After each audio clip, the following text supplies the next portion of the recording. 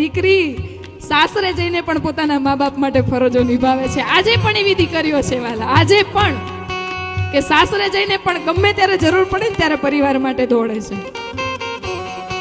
અને બાપજી ઘણીવાર કહે કે જતા જતા બેન બે જ વસ્તુ માંગે છે ભાઈ પાસે કે ભાઈ મારા ઘરે કોઈ પ્રસંગ હોય તો તું આવીને ઊભો રહેજે, એનાથી વધારે કશું જોઈતું નથી. અને બીજું, પપ્પાની વેદના છે ને એ અંદર દબાવી રાખે છે. મમ્મી તો રોઈ લેશે, બાજુવાળા જોડે વાત કરી લેશે, એની બેનને ફોન કરીને મન હળવું કરી લેશે. પપ્પા કોઈને નહીં કહેવાલા, તું મારા પપ્પાનું થોડુંક ધ્યાન રાખજે, એમને ટાઈમે ટાઈમે દવા આપજે, એમને ટાઈમે ઓફિસથી આવે ને તો તું સામે બેસજે, એમની જોડે વાત કરજે, એમનું મન હળવું કરજે. દીકરી એના બાપના સ્વાસ્થ્ય સિવાય કશું જ માંગતી નથી કે મારો બાપ સારો છે ને બસ. અને આમાં એવું કીધું છે કે દીકરી તો લક્ષ્મીનો અવતાર છે વાલા, લક્ષ્મીનો અવતાર. દીકરીઓને એક વિનંતી કરું કે આ ઉપમા જે આપણને આપવામાં આવી છે ને લક્ષ્મી,